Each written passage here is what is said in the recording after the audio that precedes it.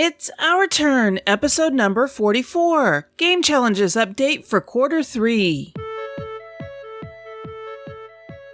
In this episode, Sarah and I give an update on how we're doing with our 2017 board game challenges, and I talk with Edward and Amanda from Heavy Cardboard. You're listening to a proud member of the Dice Tower Network, dedicated to bringing podcasters together for the greater good of gaming. It's sort of like Voltron, but with better lip syncing. Find out more at dicetowernetwork.com.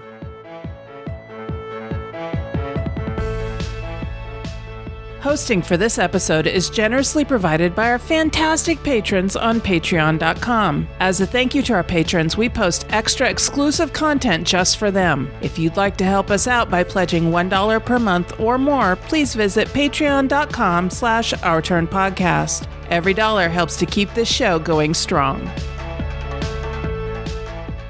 All right, Sarah, can you hear me? Yeah, I can hear you. Yay! The Sacramento studio for Our Turn Podcast is online. Woohoo! Yes, my move is done. Done. Well, mostly done. Almost done. You got the computer set up. That's the important part. That is the very important part. We also have a brand spanking new game room that has been completely unpacked. Nice. So we just have to break it in by playing some games, which we haven't done yet. The other thing that this new place is missing for us is our dogs. They have not come home yet. We took them out to my brother's house to be taken care of out there. It'll be 2 weeks ago on Monday. Ooh, so wow. They have been gone for 2 weeks, and we have missed them terribly, but they're coming home Sunday. Yay! So, yeah, looking forward to that. So how have you been? I have been pretty good. How about you? Your move is almost over, and that's got to be a good feeling. Yes, it is. So we are now in Sacramento proper instead of in the outlying county, and Mark is very pleased with our internet connection here. Nice. I was worried about that. You know, it's good. We moved into an apartment complex, and so we're having to get used to having neighbors so close. When we were busy setting up the computer this afternoon, there was a kid outside doing howling noises. And I was like, oh, I hope he stops before I have to start recording. But I'm not going to go out and yell at him because, you know, he's out there playing. It's his right to be out there and play. So That's true. Anyway, so I have gotten a chance to play a couple of games over the last couple of weeks. How about you? Yes, I have been playing away, so I have some good ones to talk about.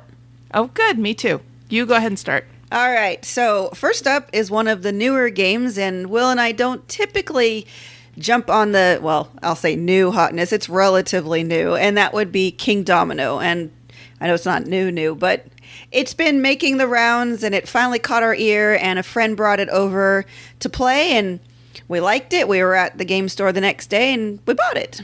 Didn't it win the Spiel des Jahres? Yep, and that's one of the reasons we were interested when my friend said, hey, I got this new game, and we're like, oh, please bring it so we could try it. So it was designed by Bruno Cathala, so some of the stuff says it's published in 2016. I think it's because it was released in Europe first, and then brought over here. So most Americans wouldn't have gotten it till 2017. Okay. But it's published by Blue Orange Games. It is a 2 to 4 player game, and it plays in about 20 to 30 minutes. Now, first I have to address that I'm really not sure how to actually pronounce the title. King Domino. That's what most reviewers call it, King Domino. I started off saying King Domino, which I've been told is how Bruno Cathala pronounces it. I have yet to actually find a recording of him saying it. I have also heard others say it as Kingdom Eno, but I kind of figure it's like potato. Say it the way you like, but if you want most people to understand what game you're talking about, it's safest to go with King Domino. They do run the two words together, and they make the D little. So It is kind of, I can see how it could be King Domino. Yeah, and here's the other thing. The title font is all the same color. Now, I have seen the cover art for Queen Domino, because some copies were at Gen Con. That one, they made the queen a different color and then Domino, so it's visually separated. So most people are going with King Domino based on the Queen Domino. Ah, Okay. So there you go. So as we've been talking, you've probably suspected it is a domino style game. It is. It's lightly themed and it has a nice little twist. The theme is each player is a lord looking for new lands. Expand your kingdom. The challenge is everyone's doing the same thing, trying to find the best lands, and your opponents might be able to get the ones you want before you. So on each turn, you are connecting or trying to connect a new domino to your existing kingdom. You have to make sure at least one of the sides connects to the matching terrain type that you already have in play. You start with a castle, which anything can be connected to, but once you start building around your castle, then you've got specific terrains that you have to, like meadow or forest or desert, that sort of thing. The twist is how you acquire tiles. To set up the game, all the tiles are mixed face down and then put randomly into the box with the back side out.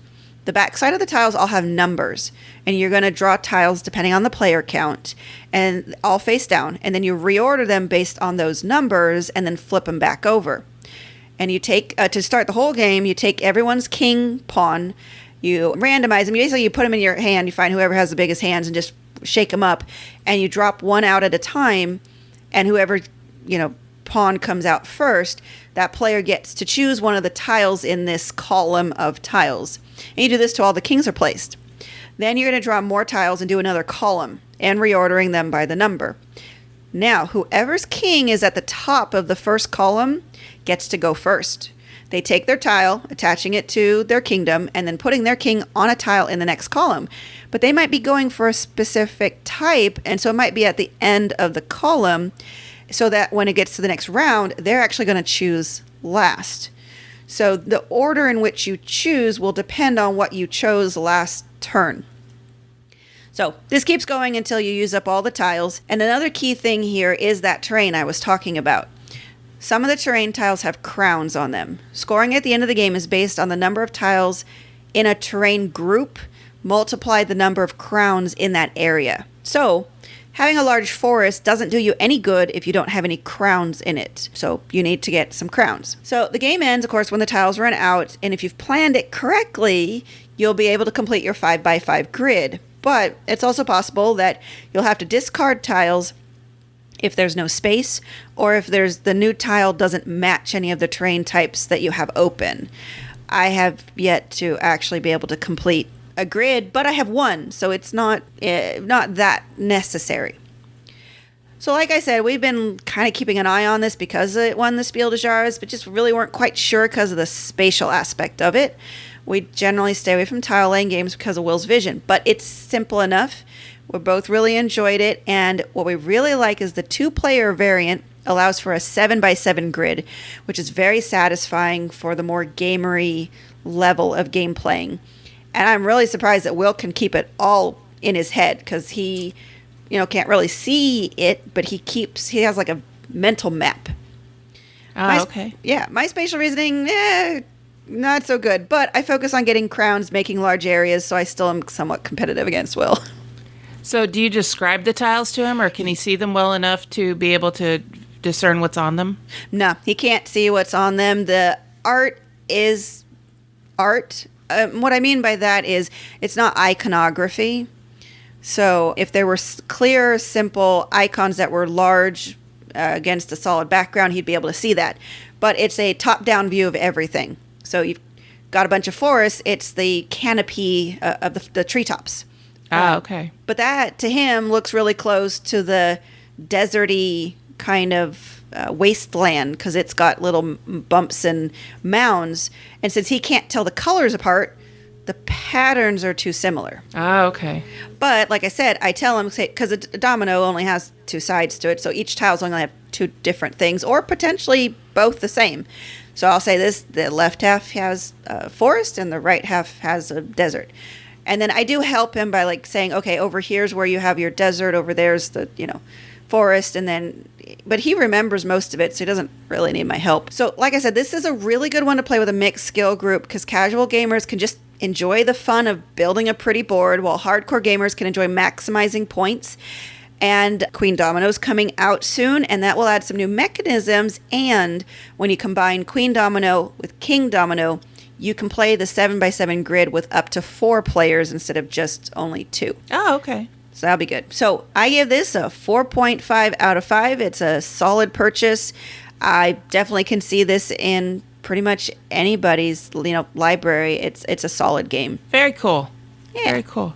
I've heard good things about it, and I watched a demo video that somebody put out playing it with their kids. So it's a really kid-friendly, family-friendly type of game from what I understand. Right, and that's exactly why it won the Spiel des Jahres, because that's that level of family weight game, but it is interesting enough and challenging enough for hardcore gamers to enjoy it on the casual level. Okay, great. My first game today is Fury of Dracula 3rd Edition. Oh. My friend Frank, hi Frank, he's been trying to get us to play Fury of Dracula for a while, and for some reason, because he had the 2nd edition, for some reason, we just never got it to the table. We all know the Dracula mythos, and we all enjoy vampire stuff. It's got nothing to do with that. It just never got to the table. There were always other things to play. Well, when 3rd edition came out, Frank bought 3rd edition because he heard good things about it, and he just got it, and we got it to the table. And man, was that a fun game. It's the first time I've played a hidden role game. Where, I think that's what it's called, where one person is playing a character whose movements are hidden and everybody else is trying to look for them. Right. So Frank played Dracula, and the rest of us played the vampire hunters that were looking for Dracula, and your setting is Europe. All of Europe. So I played Mina Harker, and then there were 3 other guys that were playing as well, not including Frank. And they played Van Helsing, and then there were 2 others, and I can't remember their names. But we each have our own special abilities. We're all cooperating together, and Frank was telling us that no matter how many people are playing the game, whether it's 2 people or 5 people, you always play with Dracula and all 4 hunters. Yeah. It's just if the more people you have, the fewer characters you have to, an individual player has to control. So the way this works is you have the map of Europe laid out in front of you, and the hunters can only move so far. You can only move, I think, 2 cities on a road, and then you have to buy train tickets in order to move faster, because you have to get on the train and the train tracks in Eastern Europe don't go as fast as the train tracks in Western Europe. Oh, wow. So you get a ticket and it's got 2 different colored numbers on it. One is for Eastern Europe and one is for Western Europe. And how fast you go depends on which train line you're on. Got it. So that was interesting. Because I was playing Mina Harker, I started with a bite already. But that bite allowed me to have a telepathic connection with Dracula. So sometimes I could ask, "Are you in this territory?" And he would have to tell me yes or no. And he has to be truthful about it. And so I was able to use that. The only caveat to that ability is that you have to be in a city with one of the other hunters. So I can't just move to a city by myself and say, "Are you in this territory?" Right. So it takes some time to set it up. Yeah. Each of the hunters has their own set of skills and abilities, and then Dracula has his hidden movement, and that is laid out on one edge of the board. There are 5 or 6 slots for cards, and the player playing Dracula can put out a location, and that's where he is for that particular round. And then when the round changes, he slides the card down and puts down another one. Here's where I am now. But they're face down, so you can't see it, but that's the way to track it. If you say, "Are you here?" he can either flip the card and say, "Yes, I am. I gotcha." Or he can say, "No, I'm not," and go through the pile and show you, here's that location card. It's still in the deck. So there is a way to prove that he is not where we're asking. Got it. Are you here? No. If you wander into a country or a zone where Dracula is, he reveals himself. "Here I am." And basically then you do combat. And the rules, I think you have to do at least 1 combat with Dracula before either of you can escape.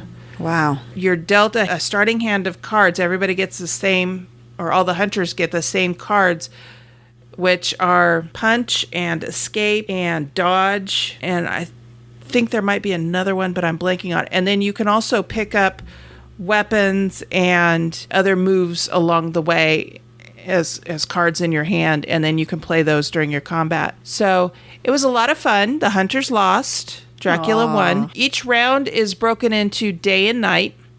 During the day, the hunters can move, but they can't move at night. But Dracula can only come out at night. And so you can't change cities at night, but you can do other things. You can get supplies. You can try and figure out where Dracula is. There's several different actions that you can choose to take during the night phase. And like I said, Dracula and his minions can only come out at night. If you get injured, you go to a major city and you can heal 2 points. If you're in a minor city, you can heal 1 point. If you're at a hospital, I think you get completely healed. I didn't go to a hospital, so I didn't play that action. But it was a fun game. I give it a good solid 4. Nice. I'd like to play it some more so I can explore it a little more and try it out some more. But I had a great time with it. And Frank played Dracula very well. And that's why he ended up winning. You play until either Dracula's influence gets to 13, and there's a scoring track for that, or you kill Dracula, and then the hunters win. Yeah. And he was able to increase his influence in like 3 jumps. Wow. I mean, it went from nothing to 5, and then it went from 5 to like 8, and then went from like 8 to 13. Dang. So, yeah, he was able to do that pretty well. But it just depends on how the combat goes, and we got real close to killing him, though. We got real close. So, yeah, it was a lot of fun. So that's Fury of Dracula 3rd edition. It was designed by Frank Brooks, Stephen Hand, and Kevin Wilson, and it is published by Fantasy Flight in the U.S. Nice. Yeah, I've heard of other games with that kind of, like you said, I don't think hidden roll's quite right, but I'm not sure what to call it. I think it's hidden movement. Yeah, I think it's hidden movement. I know a couple of the Sherlock Holmes games are like that, and I know there's some others that I've seen over the years, but for us, playing those with a blind man is not typically the best idea. Because probably not. I'd have to be stuck as playing the person doing the hidden movement and stuff. And I'm not good with that kind of deduction if I was on the other side anyways. But anyways, I'm glad that you enjoyed it. It sounds like it'd be something just thematically right up your alley. So absolutely. Yeah. Glad you got a chance to play it. Yeah, it was fun. I'm looking forward to trying it again sometime. Nice. All right. Well, next game I played is a Kickstarter game that I got.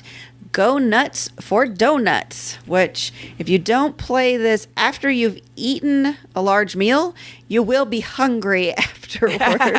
It's cutesy. It's like Sushi Go in the cutesy art. The donuts have little faces and are cartoony and stuff, but this one makes me want donuts. Sushi Go doesn't really make me want sushi, but that's just me. All right, Go Nuts for Donuts is designed by Zachary Eagle, published this year, 2017, by Daily Magic Games and GameRight.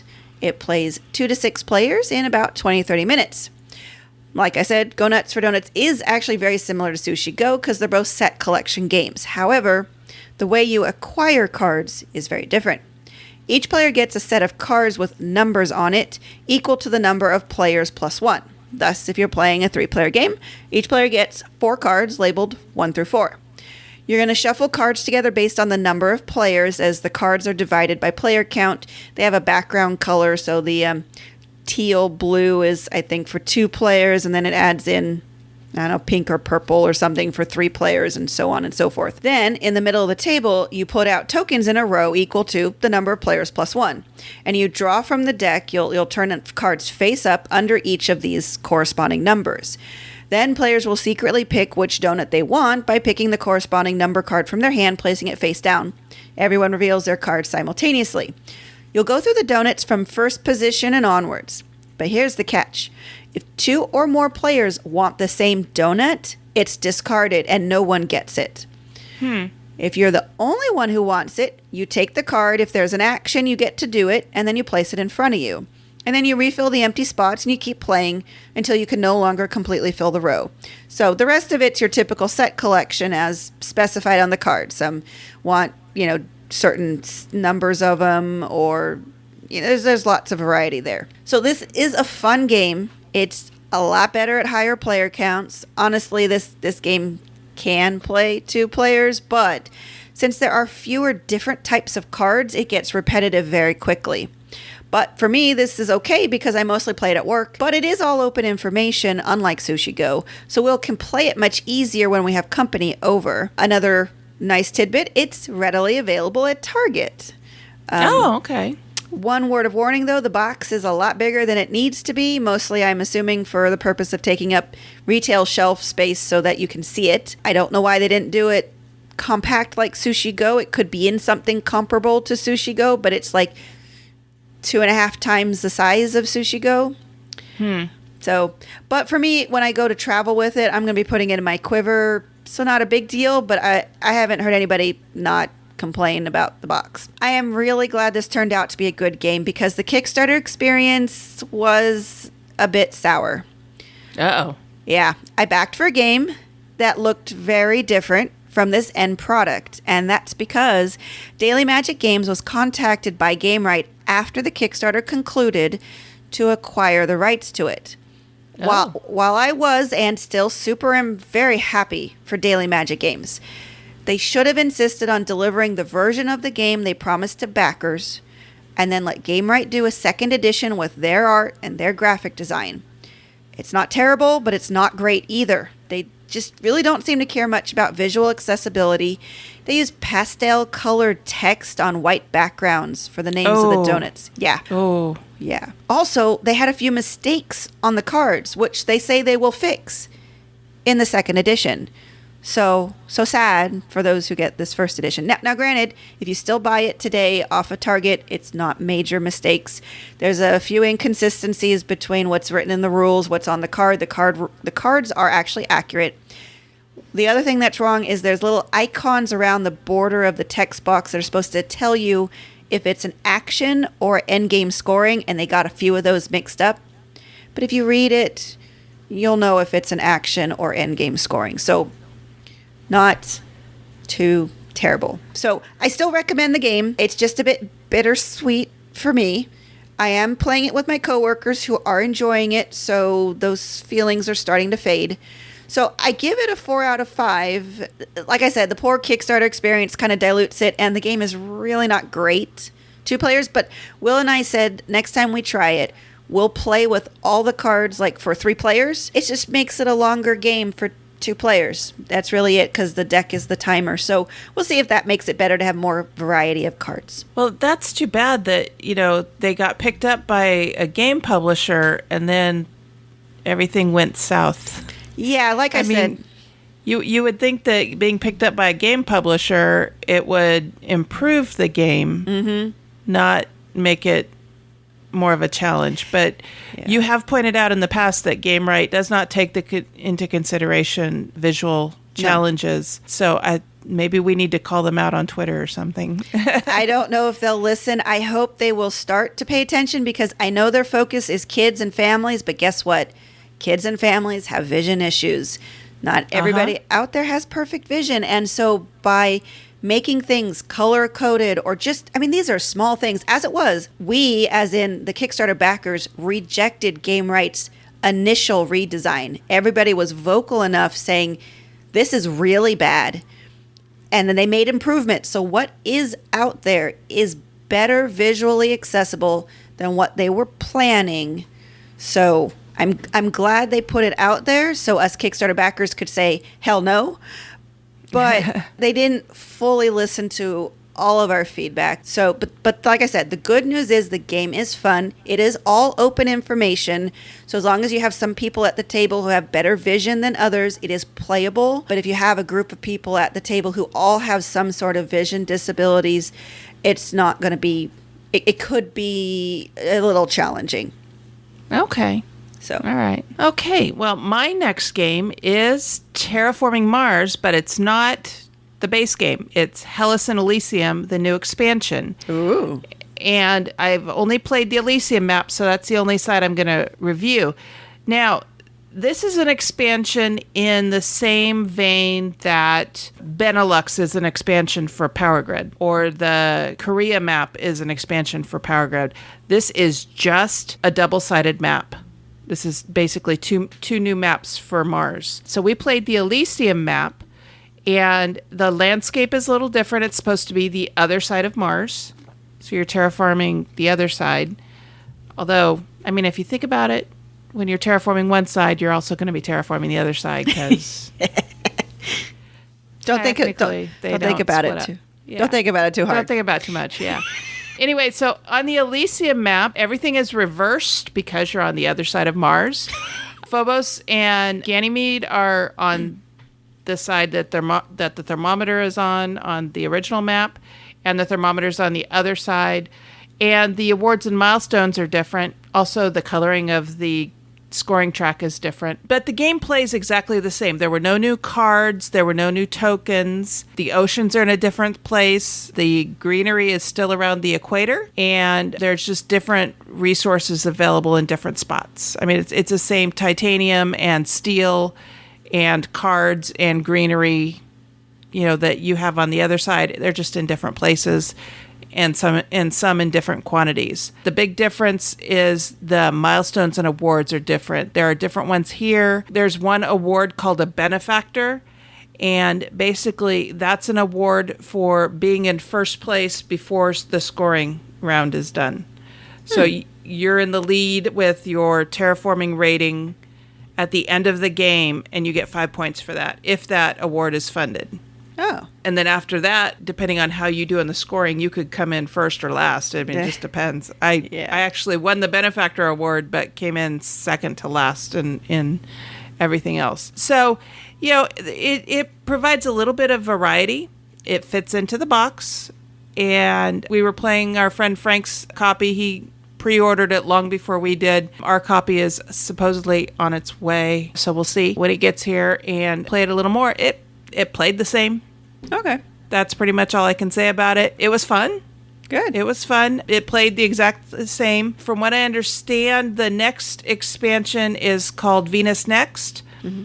And it is going to add some more cards, I think. And I know it adds new tokens, but I'm not sure if it's actually moving on to a map of Venus. Or if it still has to do with Mars. So once I play the Hellas side of the map, I'll review that separately. That takes place on the South Pole, so you're getting yet another orientation of Mars. On that one, the greenery is up at the top instead of a band across the middle, because the equator would be up at the top if you're looking at the South Pole. And also too, you lose I think you lose money for trying to terraform the South Pole. Oh.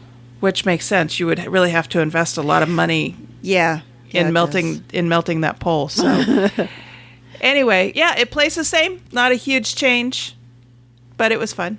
So if someone wanted new variety, it's a good thing to get? Yeah. I think the other map is going to offer a little more variety. Okay. Because of the challenges of settling a pole. Okay. As opposed to the equator and north and south of the equator.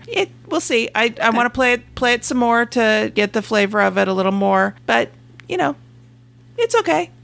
Okay. I think it'll be a good addition to our copy of Terraforming Mars. But if you're happy with the base game, stick with the base game. There you go. We have trains, and we have 2 extra map boards that are still shrink wrapped because we haven't gotten them out. But one of those, though, actually does it is for 2 players specifically, because it tightens up the map for trains. So that's why I do like different maps, but it really depends on how different it makes the game. I mean, sometimes just variety. I mean, look at all the maps for Ticket to Ride. Sometimes it adds new challenges. Sometimes it's just something different, so you haven't got it all figured out. Yeah. Like I said, it's a new map in the same way that Power Grid occasionally will put out new maps. So, and like Power Grid, the maps are double-sided. There's different things to do on different maps. So, it's fun. Good. That's good. Yeah, I give it a 4.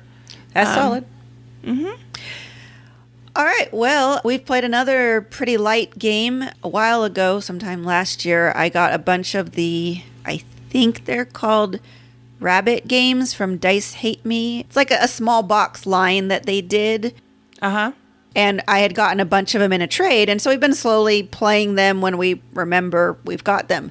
So we played Easy Breezy Travel Agency. It was a lot of fun. So it was designed by J. Alex Cavern in 2014 by Dice Hate Me Games. It plays 2 to 4 players in about 20-30 minutes. So it is set in Sheboygan, 1974. I don't know what that's like because I wasn't alive at that point, but Easy Breezy has players acting as travel agents, trying their best to provide tickets for passengers going to one of 4 locations: New Orleans, New York, Chicago, and Miami.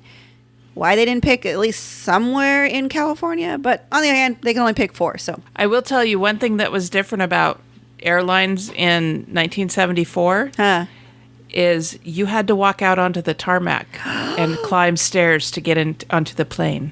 Oh boy, maybe it was a good thing I wasn't there. I was around in 1974, and my dad traveled a lot for his job, and I remember going to the airport, and there was no security that I recall. I mean, you didn't have to go through security. Right. It was just, security guards were there.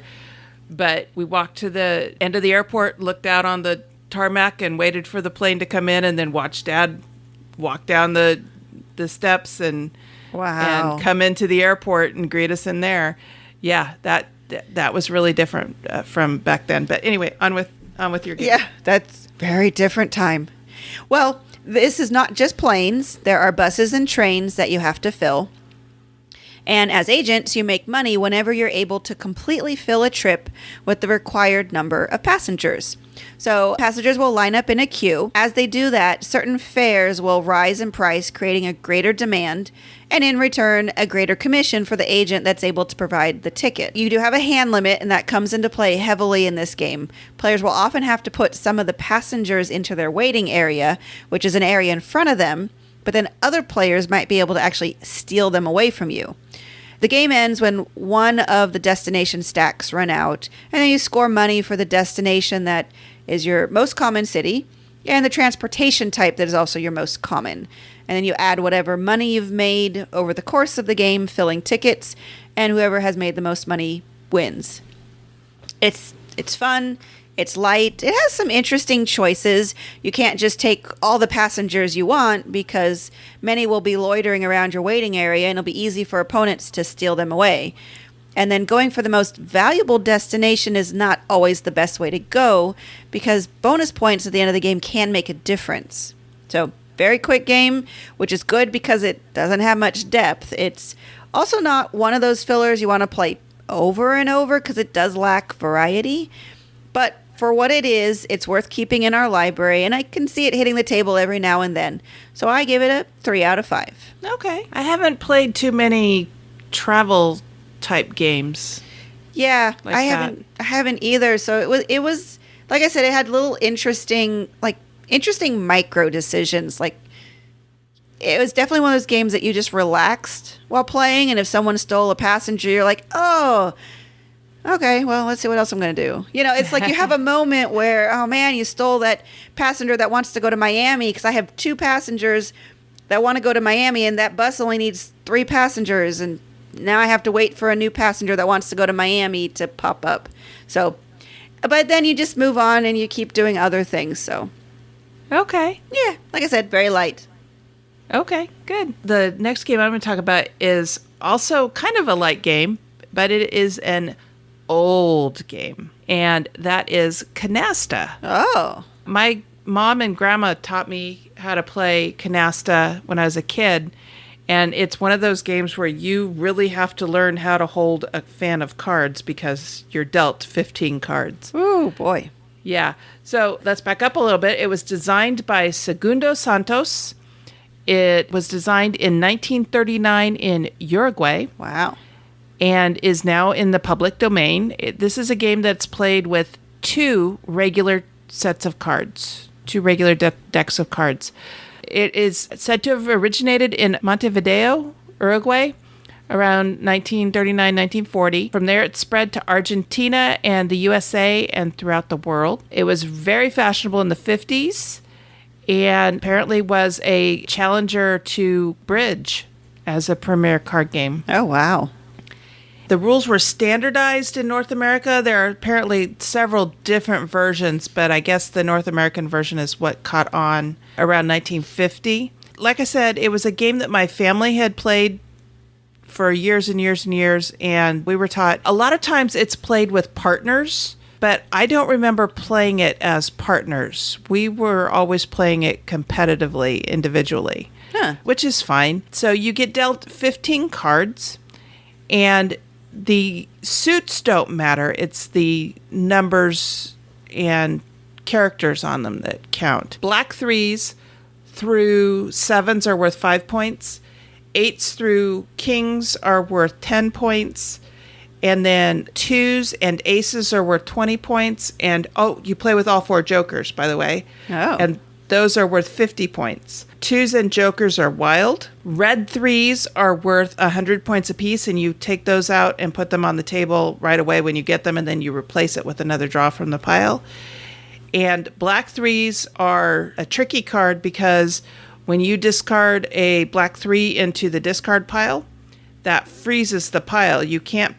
Nobody can pick up that pile until somebody puts a card on top of it. If you discard a 2 or a joker, that also freezes the pile, but you turn the card sideways because it freezes the pile until someone can pick it up because they've got 2 of the top card in their hand.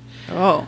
So you're initially dealt 15 cards, so you got to try and figure out how to hold this, big hand of 15 cards. And you can't play cards onto your tableau until you can put down a specific number of points.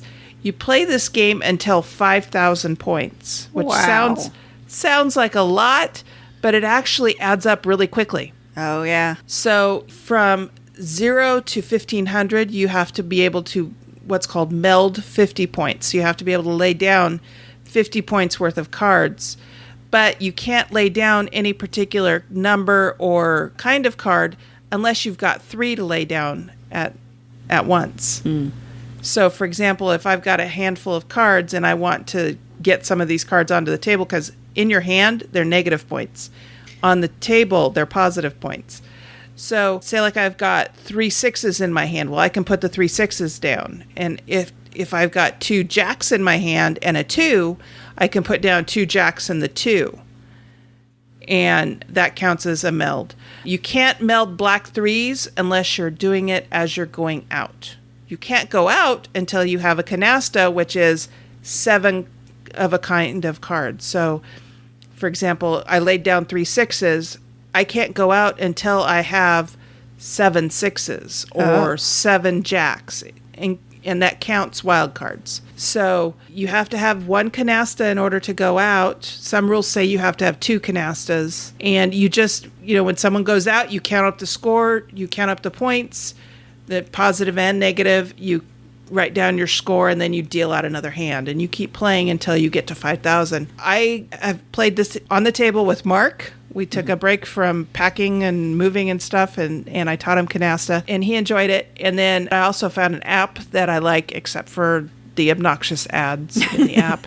Yeah. If there were a way I could pay to have the ads removed, I would, because otherwise I really enjoy this app. And I've been having a lot of fun with that. So, yeah, canasta. If you are ever interested in playing canasta with me, just go ahead and ping me on Twitter, and we'll set up something, because you can play it in a lot of places online, too. Does that app allow for online play, or is it just pass and play? Well, it's just been me playing against an AI. Ah, okay.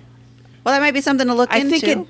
I think it does allow for online play but you have to set up an account kind of thing. Ah, okay. And I haven't done that yet. I've just been, playing it during downtime.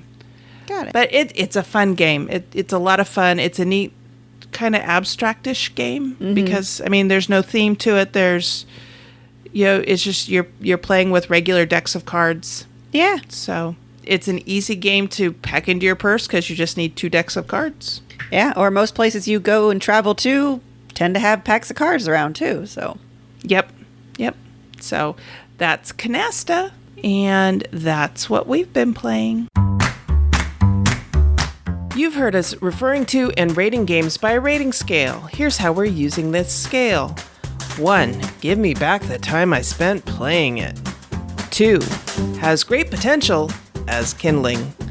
3. Decent with some bugs. 4. A good solid game. And 5. Buy this now.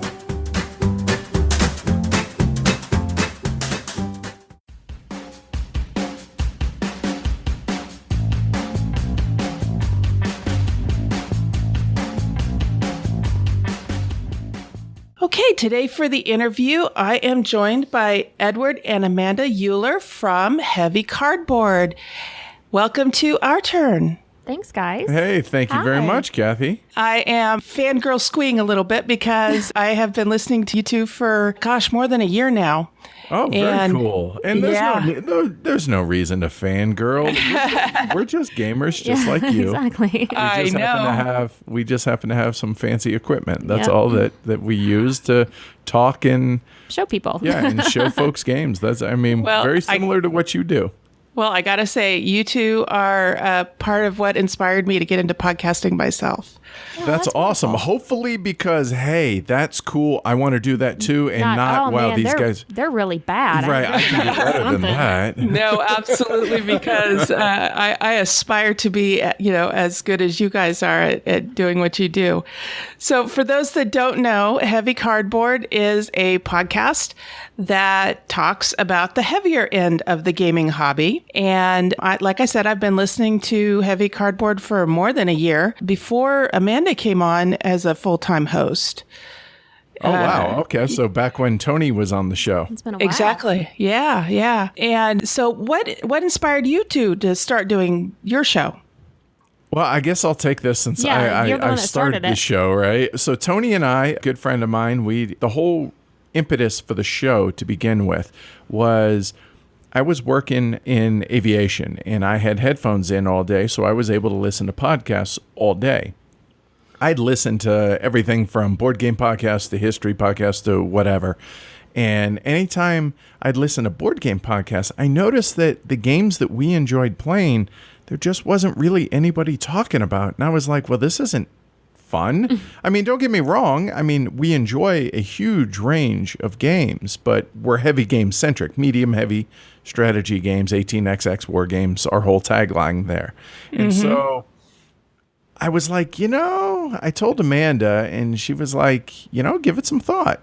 And then a buddy of ours, Justin Schaefer, who actually runs Terra Nova Games, he was like, have you ever thought of doing a podcast? I was like... Because secretly, Justin and I had already been talking about this for you and Tony. Oh, that's funny. Yeah, really? I didn't. Yes, I never knew that. Yeah, you did. Because as soon as you guys talked about it at game night, right. Justin and I looked at each other and we were both like, oh, yeah. All right. So I talked to Tony about it and he was like, yeah, we'll give it a start. We'll give it a try. And so we did. And then...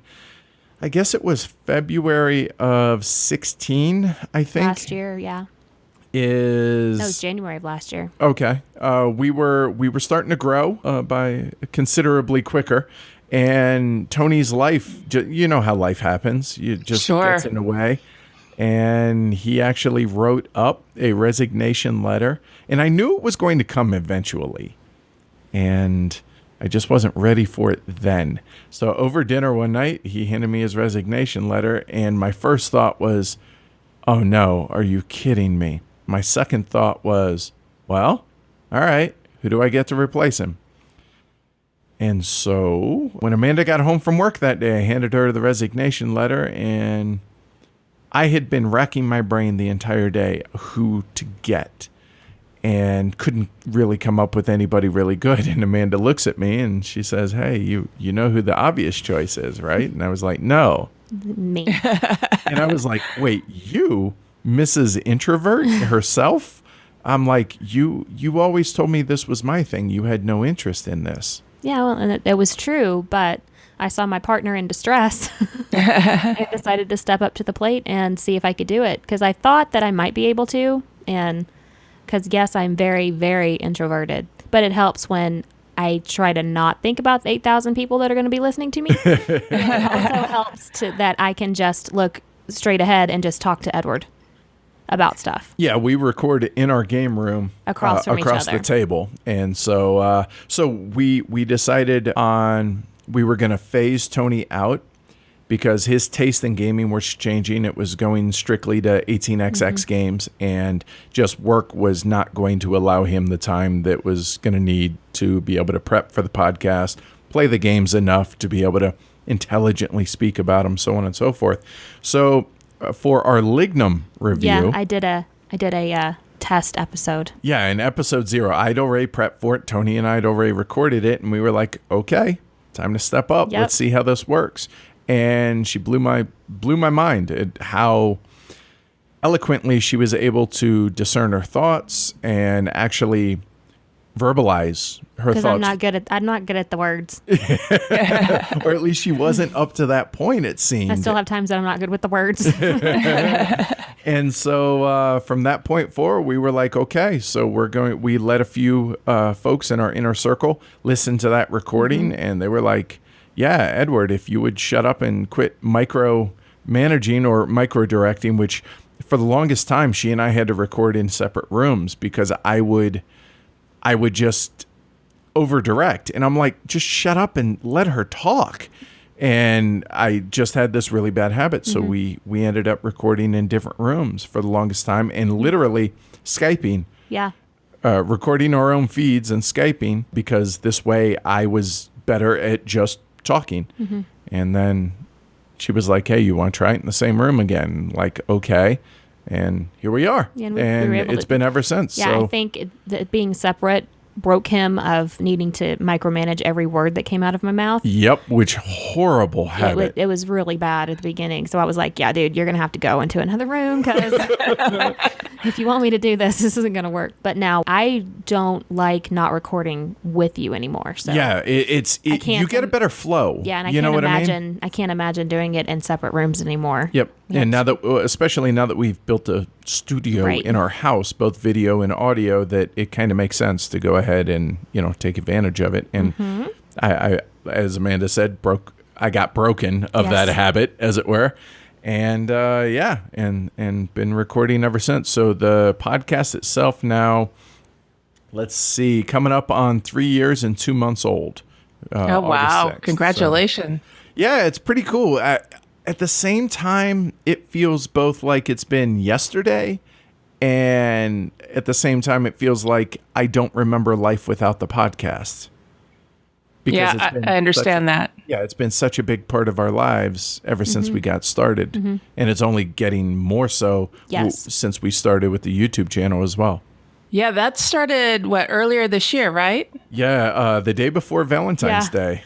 Oh, and wow. We didn't realize it feels like we've been doing that forever. It's been, 5 months. Yeah. It's crazy how quick this thing has just... We don't know how to do things, half in. So tell me about your YouTube channel.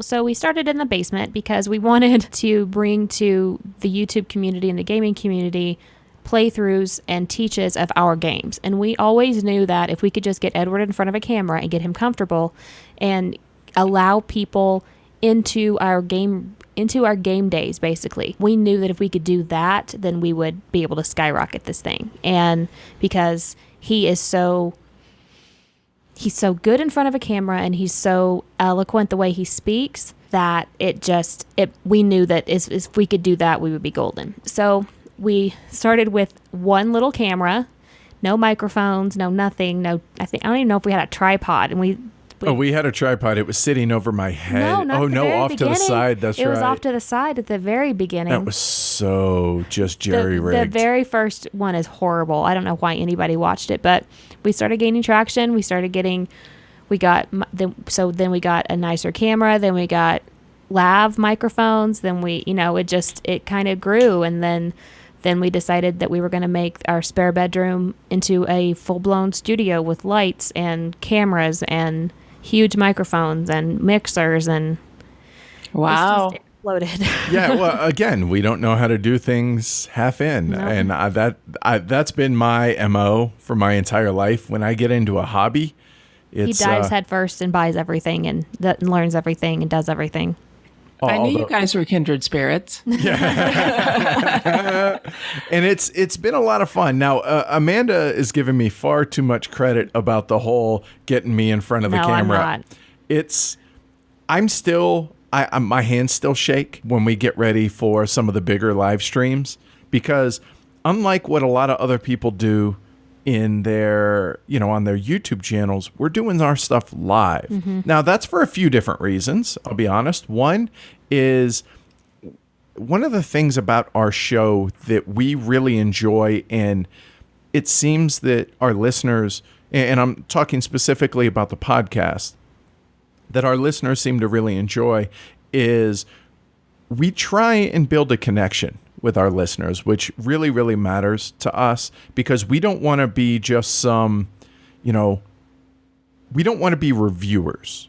What we want to be are two people that are your friends that happen to review games. Mm-hmm. And so we put out a lot of ourselves out there to where people know a lot of personal stuff about us, and it helps us connect with our listeners, since, let's face it, podcasting is a one-way conversation, right? I mean, you're not getting any kind of feedback immediately. It's always, hey, it was a great episode or whatever, right? Right. And so we really crave, I think, that connection with our listeners. And so the idea of live streaming on the YouTube channel, as opposed to edited, scripted, and all of that, is twofold. One, well, I guess threefold, really. One, we get that connection because we interact with what we call the peanut gallery. Since our logo is an elephant, it kind of seemed appropriate. So the peanut gallery, or the folks that are there in the chat, we have that on screen, and we're actually interacting with them throughout the game. While, whether it's 2, 3, 4, 5 of us that are playing, everybody's interacting with the chat, and we're having a great time. And we mess up a rule, they tell us. Right. It's awesome. But it's also nice that not only do we have that connection, but it's like we're inviting those the viewers into our game day. Mm-hmm. That's why we call it Game Day with Heavy Cardboard. So, hey, come have a seat, hang out with us, and we'll cut up, and we'll bust on each other, and we're just people that happen to have equipment that are getting better in front of a camera. That's all. The third little side benefit out of all this, though, I'll be honest, is don't have to edit. Because I know guys like Paul Grogan and Rodney and all those guys that do these super high scripted, highly produced YouTube channels, hours and hours and hours and hours and hours of editing. And we just don't have that kind of time if you're going to actually try and get out, a fair amount of content. And we just don't have the technical know-how. And so we're learning. Yeah, I can learn any program, put me in front of it, and I'll learn it. But I also have a full-time job that I have to leave the house for. If I didn't do that, then obviously I'd be, we could do a lot more in studio as we call it, less live. Yeah. Right. So so that's kind of what we go with. Right now, the majority of the YouTube channel are live stream playthroughs and teachings of games, everything from Through the Ages coming up to Castles of Burgundy. Mm-hmm. Basically everything that we would cover on the podcast, plus some other stuff. Like we have Forbidden Stars, which is a bit out of our normal wheelhouse, but we want to, be able to show that to folks. That's coming up. Food Chain Magnate, stuff like that. Arkwright. Founders of Gloomhaven. Oh yeah, good call. And on top of that, I'm doing live long form interviews, sitting down with different folks in the industry, kind of like this, for anywhere from 90 minutes to 2 hours, designers, publishers, et cetera, and we're doing like top sixes because God knows how much gamers love lists. Oh yeah. How we love lists. Absolutely. So, Amanda, before you started doing Heavy Cardboard, were you into the heavier end of the gaming spectrum? Oh, yeah. Whenever we started playing games, I've played games all my life, but we started playing seriously, like, I want to say it was September of 13. 13? 13, yeah. Okay. So we started off kind of easier, which I mean, everybody does, and then the more and more we got exposed to heavier and heavier games, the more we really got into it and realized, yep, this is what we really enjoy doing. So, yeah, no, I have it. And when Edward played his first 18xx, I was right there with him. When we played Splotters together. I've always been right there. Yeah, she's always been like, whenever we play a 3 or 4 player game, she was, when Tony and I were running the podcast. I was the 4th player. Yeah, she was always there. So it never occurred to us that she wanted to be on the podcast. And I didn't know I wanted to. But yeah, no. So I was always right there as 3rd or 4th chair anyway. I just happened to not ever talk in front of the microphone. Yep. Well, yeah, I was really excited when you came on board because at that time I was looking around for more women in the podcasts. Mm-hmm. And in particular, I was looking for podcasts that were led by women. And so I was really excited when you came on to Heavy Cardboard, not because Edward and Tony were not adequate, but because I was looking for more female voices. And like I said earlier, having you doing Heavy Cardboard along with Edward just kind of started my brain going, hey, I could do this too. Well, good. I'm glad to hear that. That's nice. That's awesome. Yes, yeah. That's really, really nice. So thank you for that. Yeah.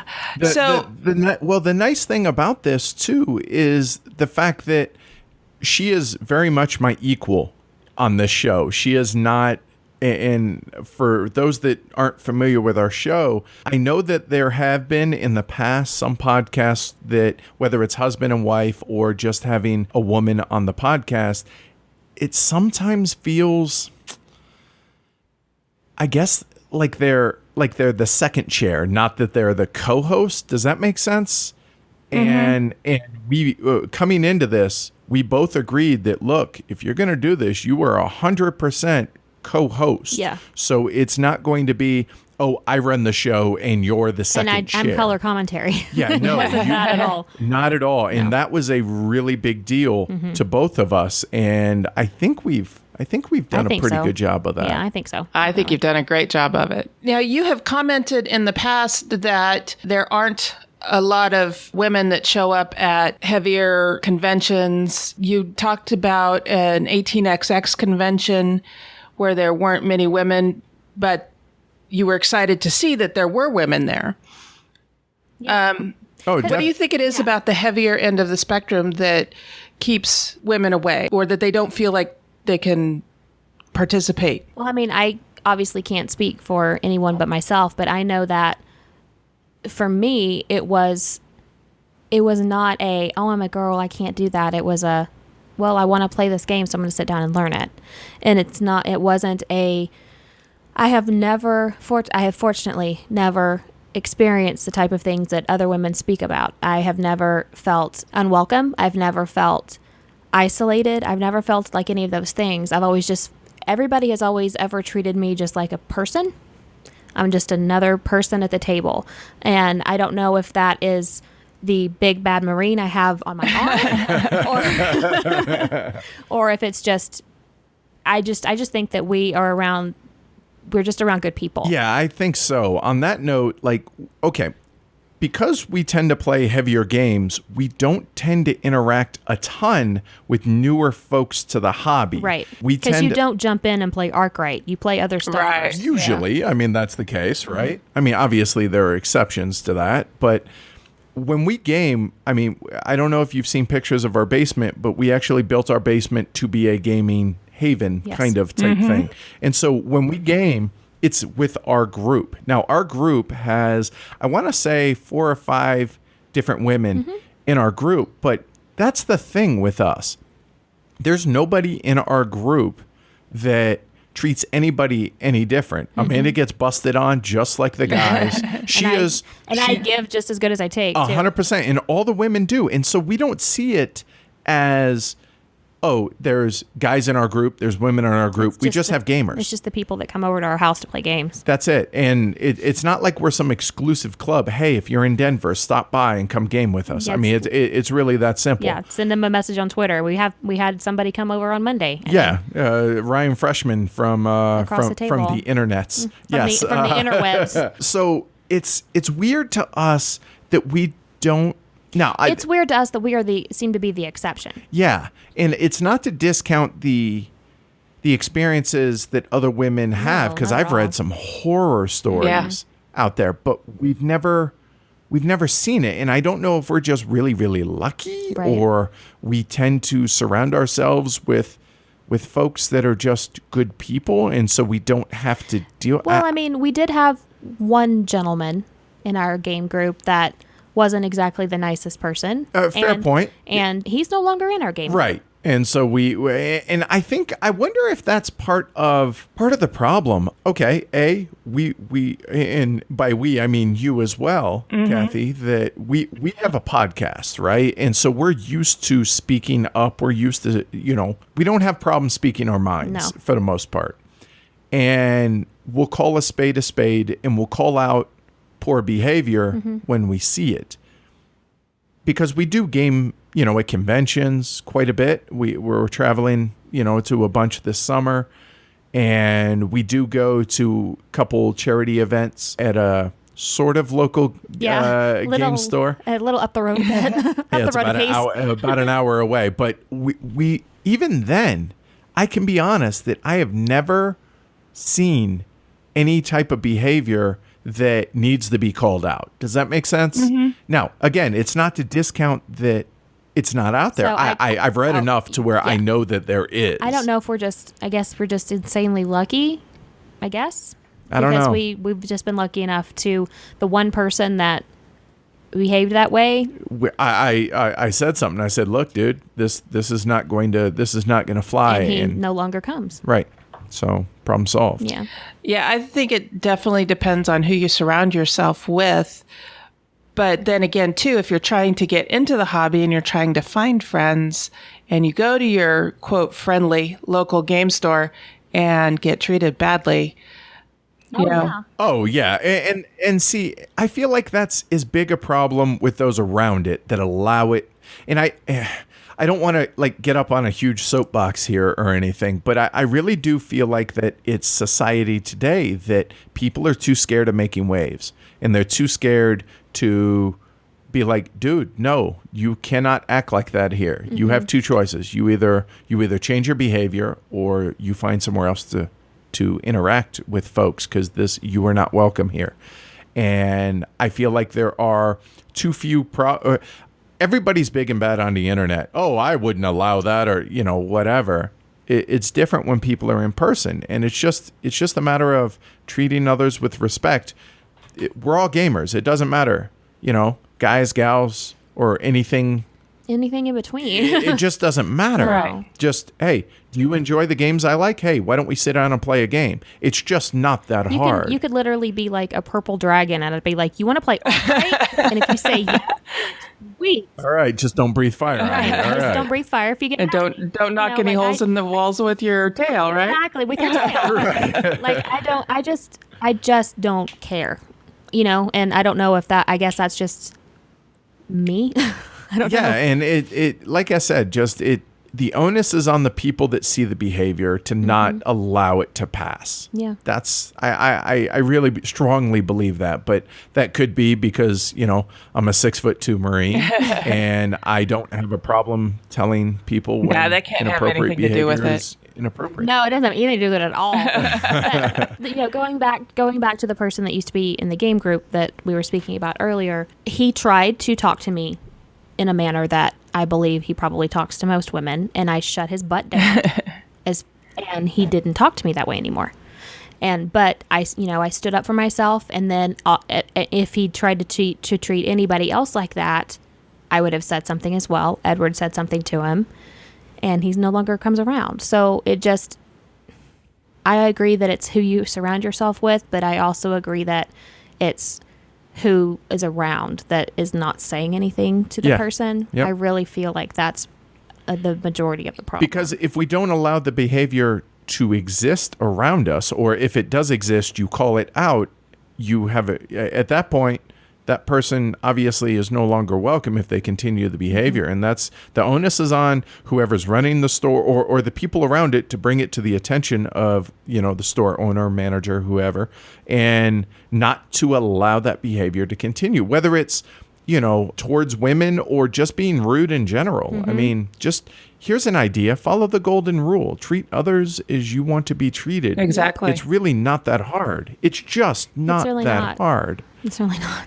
So you said you've got several conventions coming up that you're going to. Which ones are you headed for? Well, on Thursday evening, we leave for WBC, the World Board Gaming Championships up in Pennsylvania. Oh, how fun. Which I'm so excited. The funny thing is like I had zero interest in going to this because I'm not a big tournament gamer. I'm not into we don't that. care. However, our standings came out and we are second from the bottom. They have no faith in us. They put odds. We're 500 to 1 to win for the team. And they don't have faith in us. So therefore, now we're going to play in the tournaments. We're going to play some tournaments. You're going to go there and kick butt, huh? Exactly. And then Edward's going to be going to Gen Con in August. And then I can't get off the time of work, so he's going to go by himself to that. And then we are going to Essen, Germany to Spiel in October. Yep. I have really been enjoying your interviews from Essen, Edward. Oh, awesome. Yeah. Cool. Well, there's going to be more of those this year. Yeah, I forgot to release about 13 of them.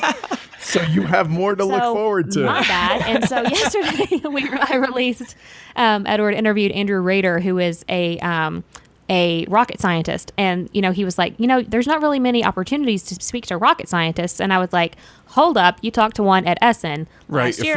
Phil Eklund. So I released his Phil Eklund interview so that he could speak to two rocket scientists in the same day. I will say that was intimidating a little bit, but no, Andrew was pretty cool dude. Nice. But yeah, so then after Spiel, potentially BGG Con. Mm-hmm. And then we start all over again in January. Go to Arizona. It's a good problem to have. We enjoy going to the conventions. It's nowadays, I'm curious for you, Cathy, why do you go to conventions nowadays? Are you able to play a lot of games at conventions? Yeah, that's why I go. At our local cons, I run games, and I run the ones that I want to play. So Smart.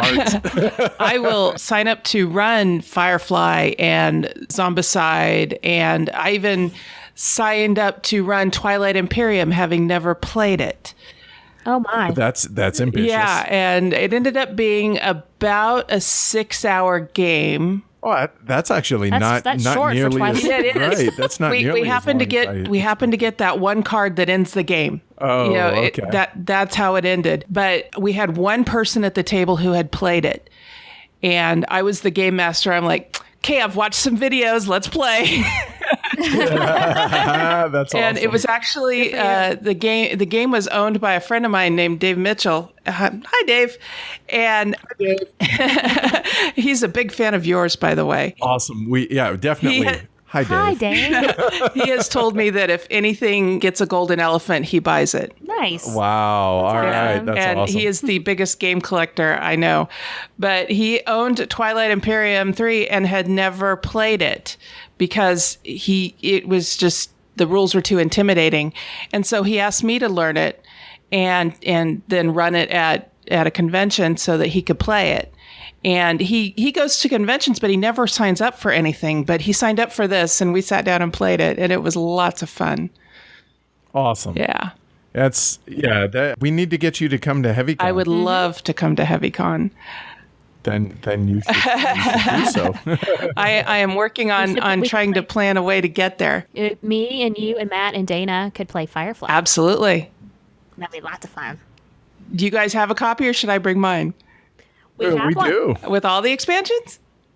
No. All right. So you got we only have one. Yeah. I think we only have one expansion. So and that's a total misnomer that people have about us as gamers. Like whenever a lot of people come up to us at conventions or whatever, and they're like, "Oh yeah, well, I've been playing this. Oh, you wouldn't like it. It's not that heavy." And I'm like, "Hold on a second.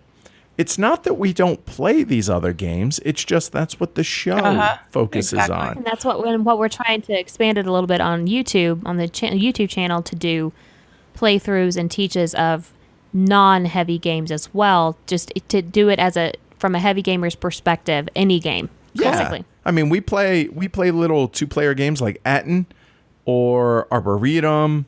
We play Trick of the Rails. Yeah. So, I mean, a lot of these Castles of Burgundy we just did, right? So it's just a total misnomer about, like, you get typecast almost. Like, oh, you have a show about X, Y, or Z.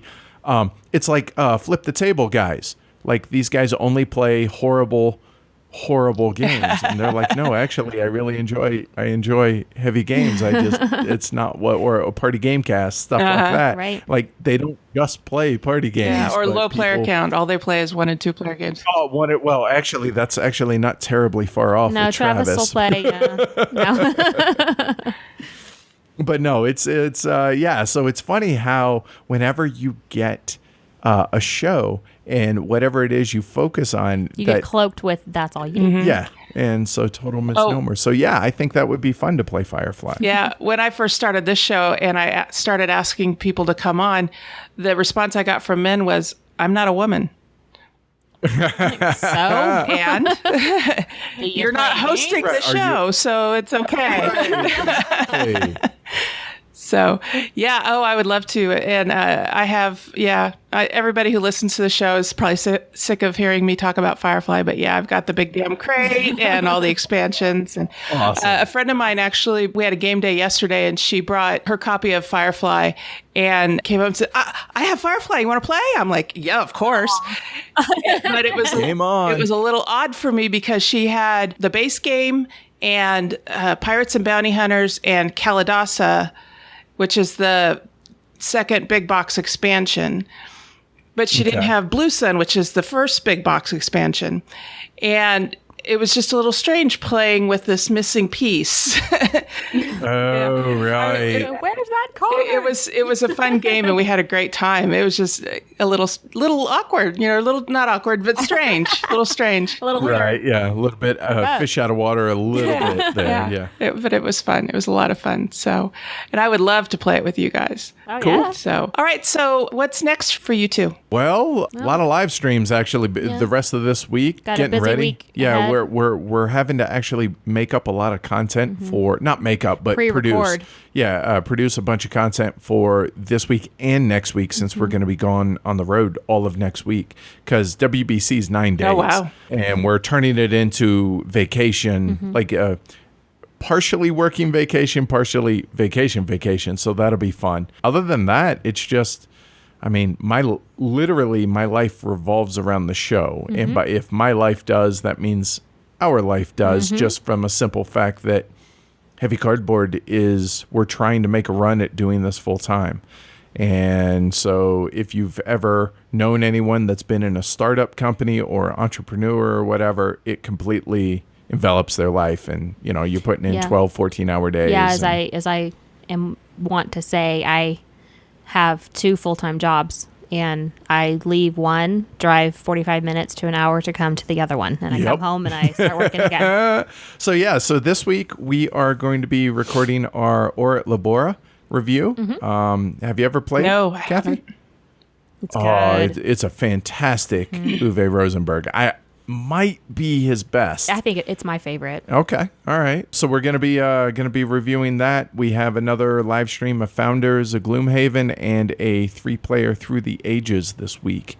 And then after that, just doing it week by week and going from there. So you two did the gaming every day. I forget what you called it. You were talking about it on your show. Oh, Endless Game Endless Day. Game yeah, Day. Endless Game Day. And so is that what it turned into your video effort? I think it did, actually. I think that's actually a really good question. I've never thought of that, but I think so. The fact that, hey, we're playing all these games and, well, we have a YouTube channel. We have a camera. You want to give it a go? And literally, it started out as a lark. Yeah, it did. And then, And we were my. like, wait, people are here? Yeah, they're watching this live. And we're like, well, all right. So now we have a studio in the house. Yeah. That's fantastic. So how can people get a hold of you? Everything's on our website, heavycardboard.com. And then Edward's on Twitter at heavycardboard. I am on Twitter at AmandaU. You should ask her story about her username. Oh, do we really need to do this? I just assumed it was your name. Well, it is, however. There is an ice cream shop in Paraguay. No, is it Paraguay? Yes, it's Paraguay. It's Paraguay named Amanda U. Or Amandao. Amandao. That's how it's pronounced. But it's spelled Amanda U. So every year they have us tweet us your ice cream bowl contest to win a free ice cream. And so around December of every year, I get inundated with direct messages, and my mentions just blow up with pictures of people's ice cream. And they think they want me to deliver ice cream because Amandao delivers ice cream in Paraguay. Delivery ice Wow. So awesome concept. So I'll right? get, hey, and it's all in Spanish. So is it Spanish or Portuguese? I think it's Spanish. in Paraguay. Right. Yeah. It's Spanish. Yeah. Right. They want me to deliver them some helado, and I'm like, I don't have any helado to bring you. Okay, so she's not explaining my favorite part of this, hang though. on. Oh, okay, go ahead. Amandao, the company, found out about it. They retweeted And they me. are a massive company down in Paraguay. It's massive. And so then some Paraguay celebrities got involved, and then suddenly I'm a viral sensation in Paraguay. And It really is a big deal in Paraguay. And yeah. my Twitter profile literally used to say, it doesn't anymore, it used to say, I am not the ice cream shop, in case that wasn't clear by the picture of the girl. And so that went all over. That was all over Paraguay for quite a while. And then every now and then a celebrity will get a hold of it again and retweet it, and then it starts all over again. And they promised her a lifetime supply of ice cream if she ever comes down to Paraguay. Yeah, all I have to do is go to Paraguay. So Find a game convention in Paraguay. Yeah. I'm telling you, that's all we got to do. This has got to happen because this is. There are days she has to turn her notifications off because she'll get hundreds, and it's just. He laughs. He thinks it's so funny. It is the funniest and thing. It's so annoying. I feel bad for her, but it's hysterical when it happens. Okay. And so this one time somebody said, this was recently, they were like, where is Amandao? I ordered my ice cream or whatever. And I was like, está aquí, and pointed to their actual Twitter handle. And that blew up again. I'm like, dang it. Okay, I just got to say, for anybody that's listening to this and wants a business idea, deliver ice cream. Seriously. We need that here in the U.S., right? Yes, we do. I mean, okay, so you have delivery Chinese, right? You have obviously usually delivery crap pizza. Or good pizza. But rarely, at least here in Denver, it's not common. No, it's like, not common here. you got Papa John's, you got down. You paid just, But, dude, delivery ice cream? Or delivery cake or pie? I mean, come on. delivery This is desserts in general. seriously, this is. if you miss the ice cream man, then you're screwed for the rest of the day. Right. Exactly. This is, a great concept, I think. Just don't name it Amanda. All right. Well, thank you so much for coming on to Our Turn. I have thoroughly enjoyed our conversation. Absolutely. I have as well. This Yes. has been a lot of fun. Thanks for having us on. Today's hot topic is brought to you by BoardGameTables.com. Sarah, have you ever tried to play a game on a table that's too big or too small? Yes, I have. It totally takes away from the fun of the gaming experience. Have you ever had anyone spill a drink on the game table and ruin the components? Yes, it's a horrible experience watching water or worse yet, sugary drinks flow across your game table and game components. Have you ever been trying to learn a game and wanted to leave it set up but couldn't because the table was needed for something else like, dinner? Ugh, yeah, it stinks only having one table for everything, playing and eating. Well, now there's another option. BoardGameTables.com makes tables that are great for playing on and using for family meals or just protecting your game from little hands or curious pets. Yeah, I've heard they have lots of options for customizing, include, cup holders, drawers, card holder slots, plexiglass, wing shelves, and different kinds of table toppers. Their tables are made out of high-quality oak, alder, cherry, or African mahogany and stained to beautifully match other furniture that you already have in your home with a variety of fabric colors to line the inset portion of the table. You can pick your favorite color or color that goes with the decor you already have in your home. I definitely got a plan to save up for one of these beauties. Hey, where can I find out more information? Check out BoardGameTables.com. You can see what they have to offer and place your order. Don't forget to let them know you heard about it on Our Turn Women on Gaming.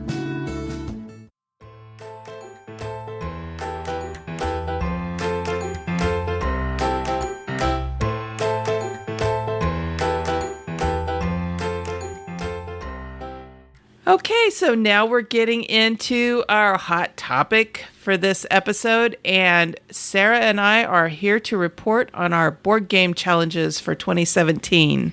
Sarah, how have you been doing on your challenges? I am happy to say I am doing great. I'm going to start with the 10 by 10 challenge. Some people may remember I only needed 2 plays since the last update, so I had like 3 months to play 2 games, and I succeeded. Woo! I needed 1 more play of Dominion, which I got in June, and 1 more play of Dresden Files Cooperative, which was in July. Interestingly, on that note, my friends who I do my iGame night with every Wednesday, they got Dresden Files, and we found we can play that game over FaceTime. So I have, since completing this 10 by 10 challenge, have played it like 6 more times throughout July and August, because we played it almost every Wednesday. We skipped a couple, but then one Wednesday we played it twice. So oh wow, it's all open information, so it works. We don't even use the video; we just do audio FaceTime, and we keep the decks out for the people who are on the other side of the phone. So as they play cards, we can pull them out and put them in the discard piles. But everything is just okay. We use this fate. Okay, we move it over, and we check every now and then to make sure both sides have it set up exactly the same. But since you set up the game completely from the beginning, you could just play it just through audio. So it's been a lot of fun. So that's inventive. Yeah, I'm glad. We've been trying to think of other games that we can do that with. Haven't quite thought of any others, but I mean, we have our iPad, so we have a lot of board game apps, and then there's Yucata and Board Game Arena. So, but it is nice every now and then to actually feel like we're sitting across from each other at the table with a physical board game in front of us. So neat. So yes, 10 by 10 is concluded for 2017. Yay. Yeah. All right. I have a 52 game challenge this year. And the last time we did this update, I had 32 of 52 done. Wow. Nice. Right. As of this update, I have 34 of 52 done. Well, granted, you've had a lot going on recently. Yes. I was able to, one of the requirements in the 52 game challenge is 52 different criteria, and you have to find a different game to meet each criteria. And I was able to complete number 37, a print and play game. Yay! Which I played Quicks.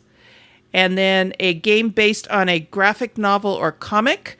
Mark and I have played Munchkin Marvel. Ah, nice. So that is done. I do have several games planned. That's good. For, that I've got, I'll do this one for this criteria. So the ones that I have planned are a game that takes place on an island. We have Forbidden Island. Nice. So that will work. A game with a snowy theme. For that, we've picked Dead of Winter. Oh, yeah. Not one of Mark's favorite games, so it's a little difficult to get to the table. But the apartment that we moved into is in a complex next door to the complex that 3 of our gaming friends live in. Woohoo! And so when we told them we were moving into this complex, they're like, oh, cool, we'll have to set up a regular game night. Yay. And I do know that they like Dead of Winter, so hopefully we can get that one to the table here soon. A game that was one of the first 50 added to the BGG database. Whoa. For that one, I have Robo Rally planned. Nice. And that is one of my favorite games, too. And then a game that uses an hourglass. For that one, I have Space Cadets planned. Yeah. And then a game with 7 or more words in the title. I have that one planned, and the short name for it is Professor Pugnacious. Mm-hmm. The long name for it is Professor Pugnacious Portfolio of Perils, Pugilism, and Perfidy, the card game of Victorian combat. Yeah, I think that qualifies. That was the very first deck builder game that I ever played. Wow. So let's see, what else do I have planned? Oh, a game with a character that has your occupation. For that one, I'm planning either Pandemic or Pandemic Legacy because I work for a healthcare organization. That's as close as I could figure for that one. Yeah. And then a game with a main color blue on its box. For that one, I have Project Dreamscape planned. So there are some others here that I need to come up with games for that I don't have planned. A game including a river. A friend of mine, Dwayne, hi Dwayne, is a huge fan of Carcassonne. So I'm hoping maybe we can get in a game of Carcassonne. Yeah, that works. And a political game. My friend Richard, hi Richard, he loaned me his copy of Twilight Struggle. So I'm going to do that for that one. And then a game set during wartime. I'm a little stumped on that one. So if anybody has any ideas of games that I could use for that one, I would appreciate it. And then one of the criteria is a game from the first game you see in a game store or game cafe. So I need to mull over that one. Yeah. I need to pay a visit to a friendly local game store and hope the first game I see is not a, $100 game. Yeah. A game with a theme based on a movie. A game with a month in its title. I got to think about that one. A game you got as a gift. A mass market game. Well, the month for that one we'll probably play Life, or I could maybe put Canasta down. Yeah, for that there one, you go. For the month one, you just go to Board Game Geek and just pick a month and search for it and see what pops up. Yeah, I'll do that. And a co-op game you have played but not beat before. Ooh. I could add Fury of Dracula to that one. Yeah, it's kind of co-op. So yeah, maybe Fury of Dracula would fit into that one. Yeah, because that's kind of a semi-co-op, or it's one versus many. So some people consider that co-op, but others people think of it more as team play, which is still kind of cooperative. That's true, right? Yeah, right. Hey, you get to define it, right? Yeah, so there you go. I do. So yeah, maybe I'll put Fury of Dracula into that one. So anyway, I've just been a little bit too busy to manage the 52 game challenge this quarter. So my goal is to complete it though by the end of the year. And so we have one more quarter. Yep. I'm still in the running. You can do it. Still in the running. You can do it. I can do it. All right. And you had another challenge. Yeah. My unplayed games shelves, columns of shelves. We have a lot of games. So, hey, I wanted to tell you a story. Okay. We have been calling our shelf of unplayed games our shelf of shame, and we've just decided that is just too negative. Yeah, I get that. Yeah. We don't like that. Like you, we're collectors as well, and sometimes we get more games than we have time to play. Yep.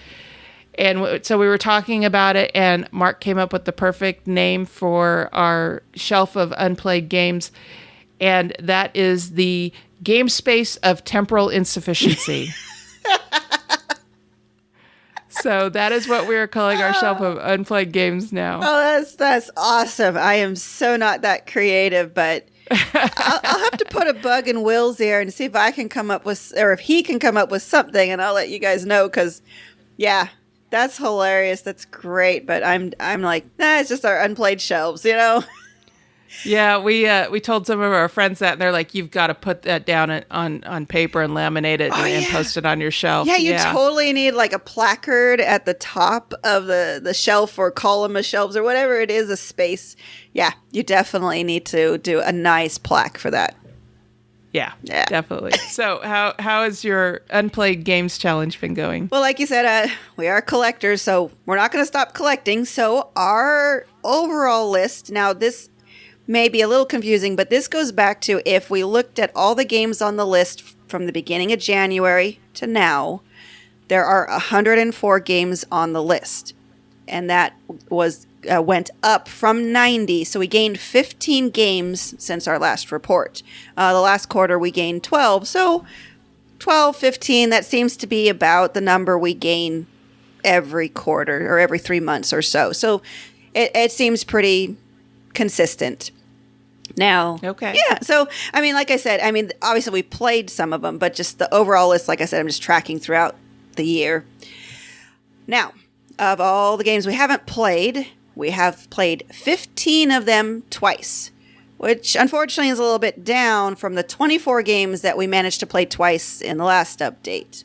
But that's okay. of those 15 we played twice, we're keeping 14. So that's a pretty high success rate of we made good choices in the games that we purchased. Oh, good. But we did get more off the list because we decided to not keep 4 games just after one play. We just knew right away after one play that this just was not going to work for us. And then here's a big kicker. We decided not to keep 13 games without playing them at all. Oh, really? Yeah. Now, what made you decide not to play them at all? We just looked at them and we talked about them. One of them was the very first Kickstarter game I ever backed. It was called Storm the Castle. I've been wanting to get rid of it for years because I backed that in 2011 and I got it in 2012. We've had the game. Wow. Yeah, we've had the game for 5 years and have never played it. It's terrible. It's so incomprehensible that I just will not sit down and learn it. It's terrible component quality. It was a great concept. The concept was all the players were bad guys trying to storm a good guy castle, and you kind of have to work together, but then you're also stabbing each other in the back because you want to be the one to get to the top of the castle, defeat the knight defender, and if you do that, then you win.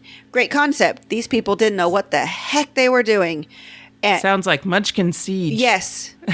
It's just, but none of it worked. They didn't do any type of quality checks. The cards were sticking to each other. Everything was dark. That's awful. Yeah, the graphic design, everything was just dark. Couldn't read it. There were supposed to be icons that indicated which ones were like expansion content. You had to shine a flashlight directly onto the card to even get the reflective dark gray to show up on the black. Oh, wow. Yeah, so I just couldn't. So Will's like, oh no, we'll play it. And I kept saying, this is going to be the very last unplayed game we ever play. And since this has been our big kick this year to try to get this list down, he finally said, I'm ready to get rid of it. So we took it to the Game Getaway. It's on his consignment shelf. For us, it wasn't even useful for parts because most of it's cards. If there had been bits and other things, we would have recycled those for game design. Okay. So that's one of them. 10 of those games that we got rid of are the Pack of Games Set 2. Now, I bought them to play at work, but I now have coworkers that are colorblind. Also, my heavy gamer coworkers either have left or are leaving. So mostly I have casual, coworkers to play with now. And because of the colorblind and all of these games require color matching and have hidden information, I said I gave up because they won't work for Will at all. He has much more severe issues than just color matching. So I just realized I don't have anyone to learn them with. I don't, even though they're really tiny, they're the size of a pack of gum. Mm-hmm. So they don't take up much space. But I can't figure out how to learn them. The rules are, and for me, the rules aren't that great. They have little short videos that are way too short. I don't know, my attention's just not, I'm having trouble focusing on them. So I realized I just need to get those to somebody who will enjoy them and will play them. So that's what 10. And I can't remember the other 2. Yeah, that would be 2 more that we just looked at. I can't think of them off the top of my head. We just looked at them and realized, no, these just really aren't going to work. Oh, I know. One of them was Hands in the Sea. We did start to learn how to play it. It was a Kickstarter. It's a 2-player war game, card-driven game, but it's head-to-head combat, which I don't like. It has a map, and that's just too visually intense for Will. So the weird part was I listed it for trade on BGG, and within a week, someone contacted me saying, hey, I'll trade you Bora Bora and La Granja No Siesta, both of those for Hands in the Sea. And I was like, okay. I wasn't even looking to trade them yet, but obviously people were looking for Hands in the Sea. I'm sure it's a great game. Dawn from Nightworks does really good games. It just wasn't for us. Okay. So, and like I said, there's one more in there, but I can't remember what it was. So, of those games, we're going to trade them off, maybe go into the next math trade on BGG, and anything that doesn't move will eventually go to Game Getaway for their consignment shelf. Now, we do still have 4 games that have only been played once, which is the same as before, and if I remember correctly, I think it's the same 4 games. there are ones that we're just not quite sure about. So I can't just say, no, let's get rid of it. And I can't say, well, we definitely want to keep it. So we need to get those played. Okay, here's the number everyone's been waiting for. We still have 48 completely unplayed games. Okay, well, that's down. It is. I had 62 unplayed last time. So we are finally making real progress. Okay, good. I'm feeling good about that. I am bound and determined that we're going to start working on our unplayed games shelf too. As I mentioned in a previous episode, we did an inventory and we came up with about 83 unplayed games. Yeah. And at least 4 of those are borrowed from other people. 3 of them are borrowed from one person who is waiting for me to learn one and teach it to him. So hopefully having friends closer now and setting up regular game nights, and we have a dedicated game room. Yeah, that helps. I'm hoping that will help, and I'll be able to take some time and sit down and learn a game. Also, too, in our last place, we had trouble leaving games set up on the table, that we were trying to learn, because our lovely dog Sadie, she likes to get up and see what's on top of the table, and if it looks and she has a special affinity for anything cardboard. Oh. So, yes, my dog eats game components. Oh, man. So, yeah, we lost a couple of cards from Big Book of Madness. Aw.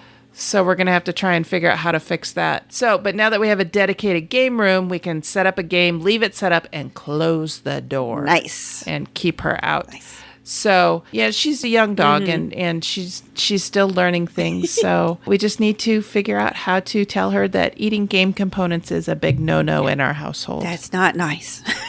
Yeah.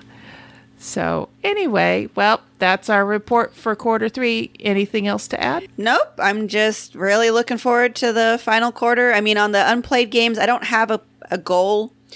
I just knew I needed to get the games played. So I think if I have, at least by the end of the year, half of the total list played or off the list, traded or whatnot, I think I'll be very happy with that. Okay, good. Yeah. So how do you handle your shelf of temporal insufficiency or your shelf of unplayed games? Please visit our Guild and Board Game Geek Guild number 2600 and let us know. Or you can also chat with Sarah through Facebook or chat with me through Twitter and let us know how you handle it. We are always looking for feedback. And if you're doing a challenge, let us know how you're doing on your challenge as well.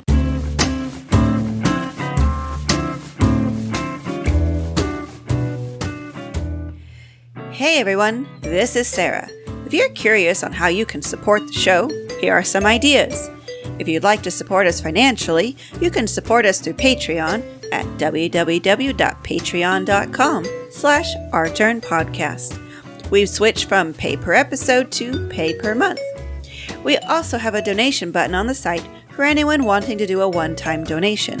We have a lot of plans to improve our audio and expand the content we provide, but we need help to do so.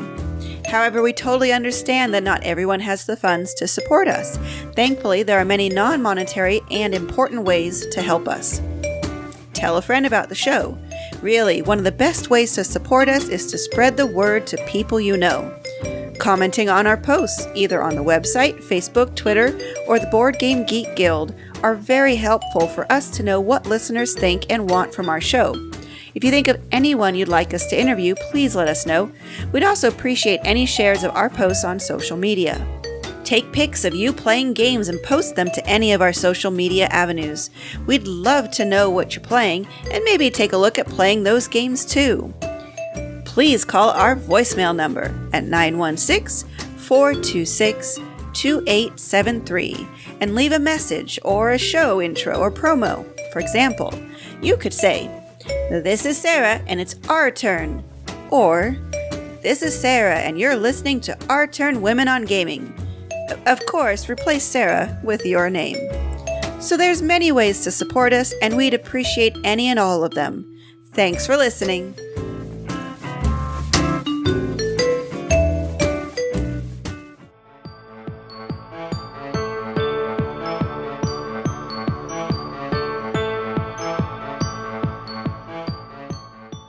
All right, so now we're winding things down and looking ahead to our gaming lives going forward. Sarah, what have you got going on for the next couple of weeks? Well, I got a casual game night Saturday night. Friends of friends found out a while ago, I think I've talked about it a couple times now, that they like to play games. One of them's a game designer. He and his wife and son came to our game design meeting. Where are we? Yeah, earlier in August. I'm trying to remember where we're at. So we're getting together with all of them, and it's, bigger crowd. So it'll be on the casual side, but I'll take my quiver full of card games. I know they wanted to learn Oaxaca, so we didn't get a chance to do that last time we all got together. So we'll be bringing that, showing that. So it'll just be a nice, fun evening. Otherwise, the weekend after that is my planned, unplanned weekend. And what I mean... What I mean by that is Will reminds me constantly that I overbook us, and that if it was up to me, we'd be getting together with people every single weekend, which I did for a while until I burned out, like hard burn, and had to cancel a bunch of plans for a long time because I had no energy. So once a month, I plan one weekend to have absolutely no plans. And so that's going to be coming up, and it's good because it allows us, we tend to forget to do stuff around the house. So we can do chores and errands and just generally sleep in, rest. I mean, we still may play games, but it'll just be the two of us. We don't have to worry about cleaning up the house for people to come over or anything like that. So yeah, I'm looking forward to that because it's had some rough weeks last couple weeks with my back. So I think it's gonna be good to have a break. That'll be very good for you. Yeah. I am looking forward to getting back into a routine. Yeah. And setting up a new routine in our new place. Our dogs have never lived in an apartment before, so I need to set up a new routine for them. Mm-hmm. Dogs are just like kids. They need to have a routine, and they need to know what to expect. And, they've been out at my brother's house for almost 2 weeks, which they were not happy about going out there to begin with. Mark told me when he took them out there that Sadie realized where she was, and she ran and got back in the car and hid on the floorboards. Aww. And he had a heck of a time getting her out of there. They just didn't want to be away from home, and we couldn't explain to them what was going on and that they were going out to their Uncle David's house for a while. So I'm setting up some game time for them. Definitely, there's a dog park not far from here, so my plan is to take them to the dog park on a regular basis so they can run and play, get them into a regular routine as far as when they need to go outside, and just kind of, figure out how to live with dogs in an apartment complex. Yeah. But also, too, we have some friends very close to us here that we're looking forward to setting up a regular game night with. We have some other friends who are a little further away, but now we're closer to them as well. And so we're looking forward to setting up a regular game time with them. And I need to get my Firefly role-playing game group back together. We have not played since January. Oh, wow. And I don't feel so bad now. And they keep asking me, when are we going to get back together? I'm like, I haven't had the time or the energy to even think about how to further the story, much less figure out time to, sit down and get everybody together. So, yeah, lots of new routines to set up, and a lot of it around gaming, but, getting back into a routine and getting my babies home and finishing unpacking. We've made some great progress so far. It's starting to feel like home. So good. Anyway, that's what we've got planned. Nice. So where can people find you online if they want to connect with you, Sarah? Well, you can definitely find me on Facebook, as I run the Our Turn podcast Facebook page. So anytime you post there, you'll usually get responses from me. Otherwise, I am on Twitter at EurogamerGirl. And I'm trying to get back on Board Game Geek a bit more. Still kind of erratic there, but my username there is Silva Shadow, SilvaShado.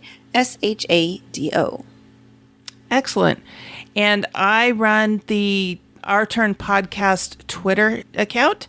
So when you're talking to the Our Turn podcast account, that's me you're speaking with. And I also am the guild master in our BGG guild number 2600. And I know I haven't been doing anything there for the last couple of weeks because of the move, but now that that's done, I'll be getting back in there, posting our daily questions and interacting with folks there. I've had to prioritize moving. So yeah. And then also too, I have my own Twitter handle, and that is Cathy's Brain. That's Cathy with a C, CATHYSBRAIN. And I don't check that as often as I check the Our Turn podcast one, but I do pop in there once in a while. So please feel free to reach out to us. We love interacting with you online. And you can find links to all of these handles in our show notes. So that would be ourturnpodcast.com/episode 44. So anyway, until next time, on behalf of the entire Our Turn podcast crew, that was our turn. Now it's yours.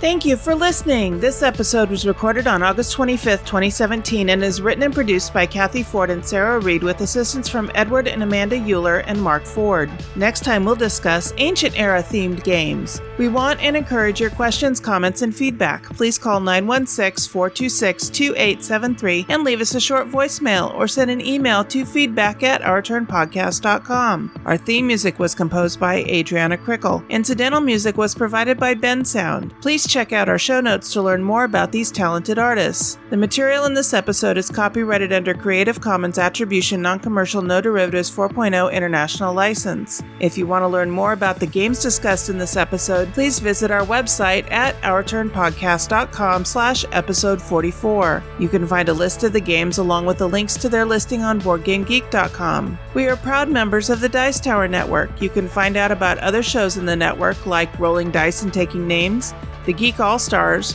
or the D6 Generation by going to dicetowernetwork.com. Thank you for your support. If you like what you heard, please tell your friends about us.